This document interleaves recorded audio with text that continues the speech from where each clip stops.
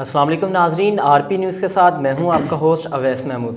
नाजरीन, जिस तरीके से वर्ल्ड कप अपने इख्तिताम की तरफ जा रहा है वैसे वैसे क्यूरियोसिटी और नेल बाइटिंग मैचेस की तरफ आवाम का रुझान बढ़ता चला जा रहा है और यही क्रिकेट का मज़ा है और यही क्रिकेट का एक लुत्फ़ है कि जैसे जैसे इख्तिताम की तरफ ये क्रिकेट वर्ल्ड कप 2023 का जा रहा है वैसे वैसे लोगों का इंटरेस्ट भी बढ़ता चला जा रहा है। तो आज न्यूजीलैंड वर्सेस श्रीलंका का मैच हो रहा है और हमारे साथ एक प्रोफेशनल क्रिकेटर मोहम्मद इरफान बशीर मौजूद हैं जो कि अपना क्लब क्रिकेट की तरफ से लसाल क्रिकेट क्लब को रिप्रेजेंट भी करते हैं और पूरे मुल्तान के जितने भी क्लब्स हैं वहाँ पे क्रिकेट भी खेलते हैं, इवन के आउटसाइड द सिटी भी खेलने जाते हैं। तो सबसे पहले तो मैं आपको वेलकम करूँगा। इरफान, कैसे हैं आप? थैंक यू सो मच यार अवैस, आपने मुझे यहाँ पे इनवाइट किया, थैंक यू सो मच। अच्छा इरफान, आज मैच खेला जा रहा है श्रीलंका वर्सेस न्यूजीलैंड। तो आपको पता है कि 3 टीमें इस टाइम बहुत ज़्यादा स्ट्रॉन्ग कैंडिडेट्स हैं सेमीफाइनल्स की दौड़ में, जिसमें न्यूजीलैंड है, अफगानिस्तान है और पाकिस्तान है। तो आज के मैच को आप किस तरीके से देखते हैं? यार मैं तो यही कहूँगा कि देखें, न्यूजीलैंड के साथ मैच तो है श्रीलंका का, लेकिन मैं तो यही दुआ करूँगा कि श्रीलंका जीत जाए। क्यों? क्योंकि हम तो इस वजह से दुआ करेंगे पाकिस्तान आगे जाए। और देखता हूँ किस नज़र से, इस तरह से है कि न्यूजीलैंड को हम आसानी से नहीं हरा सकते, श्रीलंका आसानी से नहीं उनको हरा सकता। लेकिन कोशिश यही है, जैसे अब मैच भी हो रहा है, 2 आउट है, लेकिन लेट्स सी देखते हैं आगे क्या होता है। लेकिन उम्मीद तो यही है श्रीलंका अच्छा खेल पेश करेगा और न्यूजीलैंड को टफ टाइम देगा और न्यूजीलैंड को हरा भी देगा। देखिए, न्यूजीलैंड को ज़रूरत है ये मैच विन करने की और वो कोशिश भी करेगा कि ज़्यादा मार्जिन से जो श्रीलंका है उसको हराए। लेकिन आप ये खेल है, आप कुछ कह नहीं सकते। श्रीलंकन जो साइड है वो पहले एशिया कप भी जीत चुकी है, अच्छा परफॉर्म करके आ भी रहे हैं, तो देखा ये जा सकता है। लेकिन हमारी उम्मीदें तो ये कि श्रीलंका जीते। लेकिन आज 60 से 70% चांसेस भी बारिश के हैं, तो इसके बारे में आपका क्या ख्याल है? अगर बारिश हो जाए, आप क्या समझते हैं कि बारिश हो जाएगी या नहीं होती? तो क्या स्ट्रेटजी अपनानी चाहिए श्रीलंका टीम को? नहीं, अभी ऐसा है कि बारिश होगी, क्योंकि हमने कल भी देखा है और 2-3 दिन हो गए जो मौसम महकमात वाले हैं उन्होंने कहा हुआ है कि 60% जो है चांसेस बारिश के ही हैं। तो उम्मीद है बारिश तो होगी, ऐसा नहीं है कि नहीं होगी। पाकिस्तान के मैच में भी जो पेशगोई की थी वैसा ही हुआ है और सेकंड इनिंग में कहा था, सेकंड इनिंग में ही ऐसा हुआ है। लेकिन ये तो कंफर्म है कि बारिश होगी। दूसरा ये है कि अगर आप श्रीलंका को कह रहे हैं, क्योंकि पर्सनली आपने देखा होगा से ऑस्ट्रेलिया और अफगानिस्तान के मैच में भी ऑस्ट्रेलिया जीत रहा था, लेकिन पाकिस्तान की दुआएं रंग लेकर आई थी। कुदरत का निजाम है और आज भी ऐसा ही होगा मुझे लग रहा है, क्योंकि मैं एज अ पाकिस्तानी मेरी तो यही दुआ है कि श्रीलंका जीते और न्यूजीलैंड को हराए। बाकी देखते हैं क्या होता है। अच्छा, ये कितने के रन श्रीलंका पहले बैटिंग कर रहा है, 10 स्कोर पे 2 आउट हैं, तो कितने के रन? देखें, बारिश को भी मद्देनजर रखते हुए करना है, क्योंकि आईसीसी की कोशिश यही होगी कि मैच कंप्लीट हो, मैच वन साइडेड ना हो। देखें, अगर बारिश आ जाती है, एक इनिंग भी कंप्लीट नहीं हो तो मैच तो ड्रा हो जाएगा, दोनों को 1-1 पॉइंट मिल जाएगा और ये पाकिस्तान के हक में बात है। अगर मैच कंप्लीट होने की तरफ जाता है, ओवर्स को कम किया जाता है, तो कितने के रन पुट करने चाहिए? क्योंकि बेंगलुरु, इस चीज़ को माइंड में रखें, बेंगलुरु का जो ग्राउंड है बहुत कदरे छोटा है। उसमें ऐसा ही है कि न्यूजीलैंड के आपने देखे होंगे जितने भी ग्राउंड है वो छोटे हैं, वो इन चीज़ के जाहिर है इंडिया के नहीं, इंडिया के तो है ही है, मैं न्यूजीलैंड की बात कर रहा हूँ, उनके भी ग्राउंड छोटे हैं, ठीक है। अब इंडिया के भी वैसी है, सिचुएशन उनकी सेम मिल रही है, ठीक है। लेकिन इसी को मद्देनजर रखते हुए श्रीलंका को ऐसे खेलना चाहिए कि न्यूजीलैंड के ग्राउंड भी छोटे हैं, अब इंडिया के भी छोटे हैं, तो उसको मद्देनजर रखते हुए श्रीलंका को ज़्यादा से ज़्यादा रन बनाने चाहिए। अभी जैसे वो खेल रहे हैं, इनिंग चल रही है, उसमें भी आप देखेंगे श्रीलंका इसको मद्देनजर रखते हुए सही ही बैटिंग कर रहा है और रन भी ठीक है। 10 में 2 आउट थे, लेकिन उसके बाद अभी आपने देखे होंगे 40 पे भी 2 ही आउट है। आगे चल रहा है मैच और उम्मीद है कि वो ज्यादा से ज्यादा, मुझे लगता है कि 350 स्कोर प्लस होने ही चाहिए, वरना 300 प्लस करने चाहिए। अच्छा, पाकिस्तान के क्या चांस देखते हैं? पाकिस्तान का मुकाबला है इंग्लैंड के साथ, तो इंग्लैंड अपने फॉर्म में वापस आ चुकी है। कल नेदरलैंड के खिलाफ मैच खेला और एक अच्छे मार्जिन से, क्योंकि वो भी इस दौड़ में लगे हुए कि एटलीस्ट जो 2025 की चैंपियंस ट्रॉफी है पाकिस्तान में जिसका इनेकाद होगा, वो पाकिस्तान में उस जो चैंपियन ट्रॉफी का पार्ट बनना चाहते हैं, तो उस दौड़ में वो जुस्तजू में होंगे। तो क्या समझते हैं कैसा मैच होगा? बहुत टफ मैच होगा। हमें लग रहा है कि इंग्लैंड काफ़ी मैच हारी है, लेकिन अब ऐसा नहीं है। पिछले मैच में आपने देखा होगा बेन स्टोक्स ने भी सेंचुरी की है, और सारे जितने भी खिलाड़ी प्लेयर्स आपने देखे होंगे उनका खेलने का स्टाइल और उनका कॉन्फिडेंस लेवल ही कुछ और है। वो सब फॉर्म में आ गए हैं। बहुत मुश्किल मैच होगा, बहुत टफ मैच होगा, लेकिन पाकिस्तान की तरफ से भी आप देखेंगे फखर जमान बाबर आजम की फॉर्म वापस आ चुकी है, तो मैच ईजी नहीं होगा, लेकिन उम्मीद है कि पाकिस्तान इंशाल्लाह ताला जीत जाएगा। अफगानिस्तान और साउथ अफ्रीका का मैच किस तरीके से देखते हैं, क्योंकि अफगानिस्तान भी अभी सेमीज की दौड़ से बाहर नहीं निकला।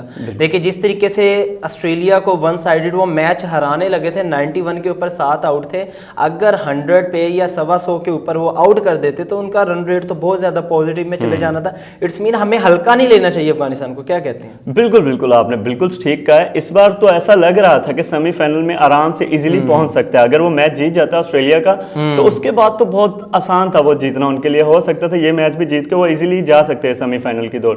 लेकिन अब ऐसा नहीं है, क्योंकि साउथ अफ्रीका का भी आप देखेंगे वो भी अब सारे खिलाड़ी जितने भी प्लेयर्स हैं वो फॉर्म में, तो बहुत मुश्किल मैच है। एक आधे में होता है कि अफगानिस्तान हरा सकता था, लेकिन अब ऐसा नहीं होगा मुझे लग रहा है। बाकी देखिए क्या होता है, लेकिन अफगानिस्तान की ठीक है, बॉलिंग भी अच्छी है, बैटिंग भी कर रहे हैं, लेकिन साउथ अफ्रीका को आप नहीं इतना इजी ले सकते। वो साउथ अफ्रीका आराम से जीत जाएगा, मुझे ऐसा फील हो रहा है। बाकी देखते हैं क्या होता है। न्यूजीलैंड अगर आज मैच जीत जाती है तो पाकिस्तान को तकरीबन रन रेट के हिसाब से बड़ा टारगेट मिलेगा कि आपने अगर इंग्लैंड जैसी टीम को हराना है, या तो आप अपना टारगेट 350 का या 300 का 35 ओवर्स में कंप्लीट करना है। शुएब अख्तर की बात मैं सुन रहा था, कहता है हम 35 ओवर्स ही खेलते हैं, क्योंकि 15 ओवर्स हमारी तकरीबन 100 बॉल्स डॉट होती हैं।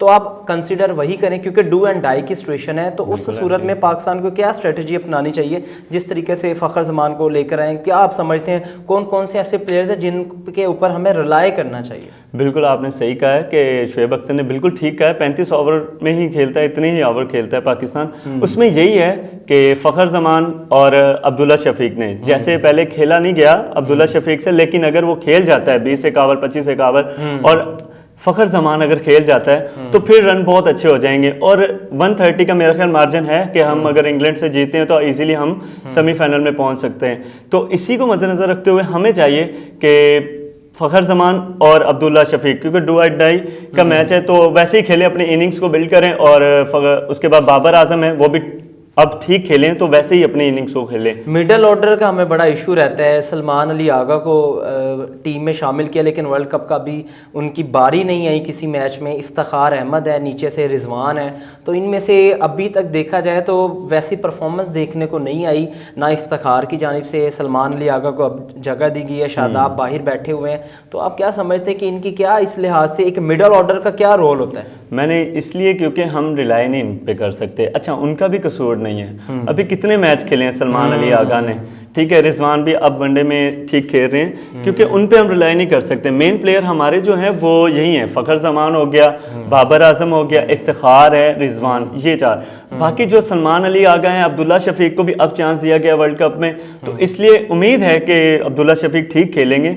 और उसके बाद फ़खर जमान, बाबर आजम और मोहम्मद रिजवान पे हम रिलाई कर सकते हैं। उम्मीद है ये बहुत अच्छा खेल पेश करेंगे इंशाल्लाह। पाकिस्तान की टीम को कहा जाता था कि नंबर 1 बॉलिंग है, लेकिन इस वर्ल्ड कप में नंबर 1 बॉलिंग जिसकी नज़र आई है वो हमें इंडिया नज़र आता है। जिस तरीके से वो बॉल को घुमाते हैं, जिस तरीके से विकेट्स ले रहे हैं, जिस तरीके से उनके बॉलर्स सीम कर रहे हैं, मतलब that is some you can say that remarkable performance by Indian bowlers. तो ये बहुत अच्छी परफॉर्मेंस है। पाकिस्तानी बॉलर्स को ऐसा क्या हो गया कि वैसी परफॉर्मेंस नहीं दे पा रहे? सर ऐसा है कि पहले ही आप देखें कि नसीम शाह इंजर्ड हो चुके थे। जो एक कम्बिनेशन बना हुआ था ना, उसमें क्या हुआ है कि नसीम शाह का जो इंजर होना ना, वो हमारे लिए बहुत बहुत ज़्यादा नुकसान हुआ है। अगर वो ना होते तो वैसे एक कम्बिनेशन बना हुआ था, उसको हम साथ साथ लेकर चल सकते थे। लेकिन हारिस तो सेम है, हारिस आपका सेम है, शाहीन आपका सेम है, ठीक है। हसन अली को मैं नहीं समझता कि रिप्लेसमेंट उसकी बनती थी। नसीम के मुकाबले में तो नहीं बनती, लेकिन उसके पास चलो एक्सपीरियंस है। आपने वसीम को बाहर बिठाई रखा, उसने परफॉर्म किया, फिर आपने पिछले मैच में 4 बॉलर्स खिला दिए, 400 रन आपने फट्टा विकेट पे बनवा दिए। क्या इसमें ऐसा है ना, क्योंकि हम खुद भी देखें ना, हम मजबूर हैं, क्योंकि उनको ही हम खिला सकते हैं जिनको अब लेकर आए हैं। फास्ट बॉलर पे ही हम रिलाई करेंगे, क्योंकि स्पिनर आपके कुछ फॉर्म दे ही नहीं रहे। उसके बाद शादाब अली का भी इंजर्ड हुए, उनका भी अभी टेस्ट आएगा, देखें क्या बनता है क्या नहीं। अब हमारे पास स्पिनर जो हैं वो ही नहीं चल रहे। उसमें ये है, एक मुझे भी दुख है कि हमें एक बंदे को जरूर चांस देना चाहिए था, वो था इब्रार।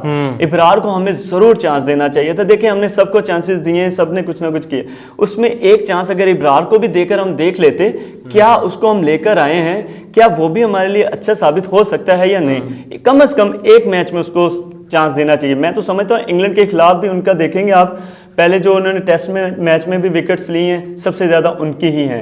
तो मुझे लगता है कि स्पिनर में से अगर हम इब्रार को चांस देते हैं तो बहुत अच्छा साबित होगा। बेस्ट कॉम्बिनेशन बताएं अपना पाकिस्तान वर्सेस इंग्लैंड, कौन से प्लेयर्स आपके नज़र में उतरने चाहिए, बैट्समैन और बॉलर्स का कॉम्बिनेशन कौन सा है? मुझे तो मैंने पहले भी कहा था, बैटिंग में फ़खर जमान, अब्दुल्ला शफीक, बाबर आजम और मोहम्मद रिजवान, ये चार मुझे लगता है कि बॉलर्स में इंशाअल्लाह हारिस रऊफ अच्छा परफॉर्म पेश करेगा, क्योंकि कुछ मैच लेकिन वो आउट ऑफ फॉर्म है, बहुत ज़्यादा हो जाएगा इंशाल्लाह ताला। हम क्योंकि पहले भी आपने काफी मैचेस देखे होंगे, उनमें अगर विकेट नहीं लेते तो रन्स, लेकिन इसमें रन्स दे रहे हैं, कोशिश करेंगे कि इस बार नहीं वो रन देंगे।